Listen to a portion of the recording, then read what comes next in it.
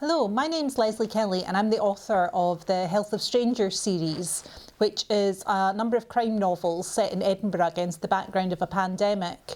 So obviously quite topical at the moment, and you can see them all here in their rainbow colours just next to me. So the next book in the series, Murder at the Music Factory, launches in April, and I just wanted to read you a little bit from the book.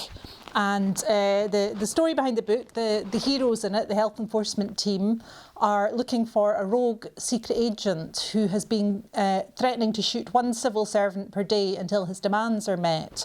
So they went looking for his accomplice and didn't find him in his flat, but found something quite unexpected there instead. So, "I don't get it," said Maitland. "Get what?" Bernard was concentrating on his driving and on watching the road signs. Maitland was supposed to be navigating, but his mind clearly wasn't on the job. "The point of the leaflets.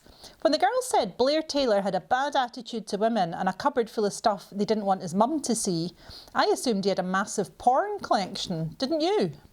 Maitland grinned at him. "Or does that kind of thing never occur to you?" Bernard sighed. "No, Maitland, that's what I thought they meant too." "Did you?" Maitland grinned. "I thought maybe your convent school upbringing meant your mind didn't work on that level. What with you seeing Lucy for weeks now and not having her got her into bed yet?" Bernard gripped the steering wheel a little more tightly. "Please stop talking about Lucy and focus on the investigation." "OK." Maitland returned to looking at the leaflets. "But if you do have any questions about what men and women do in bed, you only have to ask." "I was married for over a decade." "Course you were," his colleague smirked, "to a woman none of us have ever met. My offer stands. If you need advice about how to satisfy a woman in bed, I'm your man." "Maitland, I guarantee I will never need your advice about sex or anything else." Bernard took a deep breath. One of these days he really was going to snap. "Anyway, the leaflets are all about eugenics." Maitland's expression could charitably be described as blank. Eugenics? It was about trying to create a master race of perfect human beings. He flicked through the leaflet again, still looking puzzled. "Which would be a bad thing because..." Bernard sighed. "OK, let's start from first principles. In ancient Greece and Rome, they used to kill babies if they thought they weren't perfect, leave them on a hillside to die, if they were disabled or something.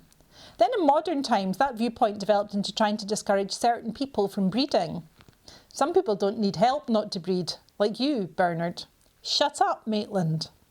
So, for example, the Nazis were big into this. They killed a lot of people that they thought didn't measure up to their Aryan ideals.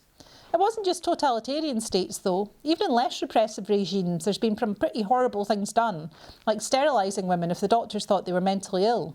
Oh, right. He put the leaflets back into his bag. It does sound pretty grim when you put it like that. Nobody thinks like that anymore, though, do they? We're a bit more concerned about human rights these days, although I don't think the views have ever entirely disappeared in certain quarters.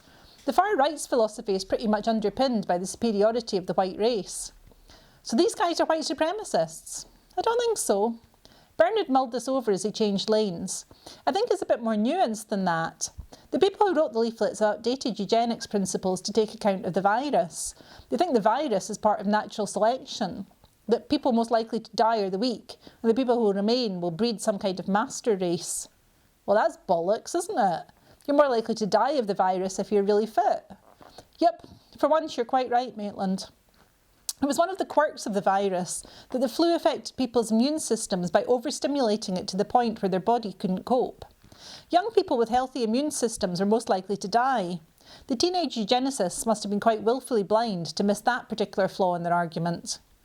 There's absolutely no science underpinning what they're saying, but then there never has been a strong scientific basis for eugenics. His flatmate said he had a really bad attitude to women. Is that a eugenics thing, or is he just a commoner garden arsehole? Dunno. I don't think eugenics has ever worked particularly well from the viewpoint of women. My money on him is just being a bit of an a-hole, though. The nonsense these guys have been writing is just good old-fashioned misogyny dressed up as ideology. Women are the weaker sex, should get back in the kitchen, stick to having babies, that kind of stuff. So they do talk some sense then. I'll tell your girlfriend you said that. Maitland laughed. "Right, turn off here. This is our exit." So, as well as the reading, Publishing Scotland have asked me to answer a few questions. These questions come from the Prowse questionnaire, which I'm informed if you answer all the questions honestly, it gives a really good insight into your personality. So I'll be lying through my teeth with these ones. Right, now I've got 12 questions here, and the first one is, what is your idea of perfect happiness? Well, my idea of perfect happiness would be having a whole day to myself, uninterrupted, to do nothing but writing. And that happens next to never. So, yeah, that would be perfect happiness for me. Number 2, what do you consider the most overrated virtue? Well, I would say nobody likes a boaster, but I have to say in Scotland we are a little bit on the over-modest side by and large. So I think that you know, we are maybe a little bit too modest about ourselves, and when you look at the fine selection of Scottish crime writing, much of which you can see behind me on my bookcase there, I think perhaps we're too modest about it and should shout a bit more about how absolutely fabulous the state of crime writing in Scotland is. Right, number 3, which words or phrases do you most overuse? I'm very aware that at work I say we're getting there a lot.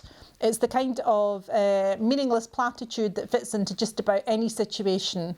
We're getting there, we're getting there. Trust me, we're getting there. It also works when your editor asks you how you're getting on with your latest novel. Trust me, I'm getting there. Which talent would you most like to have? Well, I would settle for having any other talent apart from writing, in addition to writing, obviously, because when I became a crime writer, I didn't realise that everybody needs some kind of second string to their bow, and you have to be able to, you know, sing or play a musical instrument or be really good at football to be useful to the crime writing fraternity. So, sorry, all I can do is write. At least I think I can write. So I would settle for just about anything that you know, I was given. Right. If you could change one thing about yourself, what would it be? I refer you to my earlier answers about modesty. I would change nothing because I'm pretty damn perfect as I am. Question number 6. If you could change one thing about your family, what would it be? Well, given that we've been in lockdown now for about 3 weeks, there are many things I would change about my family. But seeing as one of them's behind the camera, I better not give you the full rundown of things that would change. But how about they could fart a bit less? They could choose movies occasionally that don't involve superheroes. And maybe they could occasionally eat something that isn't chicken covered in breadcrumbs. So biggies there, I think. Now, number 7, if you were to die and come back as a person or thing, what do you think it would be? Well, judging by the way I'm coming across from these answers so far, I think I'm probably coming back as a dung beetle of some description. Right, number 8, what do you regard as the lowest depths of misery? Well, that has got to be anything to do with sport in any way, shape or form, being forced to participate in it especially, or being forced to watch it. You really don't know the depths of misery until you've watched an under-10s football match in February in the rain. Number 9, who are your favourite writers? Well, it's difficult to choose just one or two, but I tend to like anybody that's a really good storyteller. So I like people like Peter Carey or Margaret Atwood, or Stephen King, or many, many Scottish crime writers that you can see represented behind me in book form. Who is your favourite hero of fiction? Well, I have a lot of fondness for, in the book Small Island by Andrea Levy, the character of Gilbert in that, who life keeps doing terrible things to, but he doesn't expect life to be good to him, and he's very funny with what happens to him. Who are your heroes in real life? Well, I think we have many, many heroes at the moment, and obviously all our NHS staff who are really putting themselves in the front line, social care workers that are out there, and also very close to my own heart through my job. One of the things I do is support volunteers, and we have been inundated with people coming forward and volunteering to help at the moment. So I think we've got a huge number of heroes in the current pandemic. And the last question, number 12, how would you like to die? And I think the only answer to that at the moment is I don't really care as long as it's not in the next 6 months and it's not from coronavirus.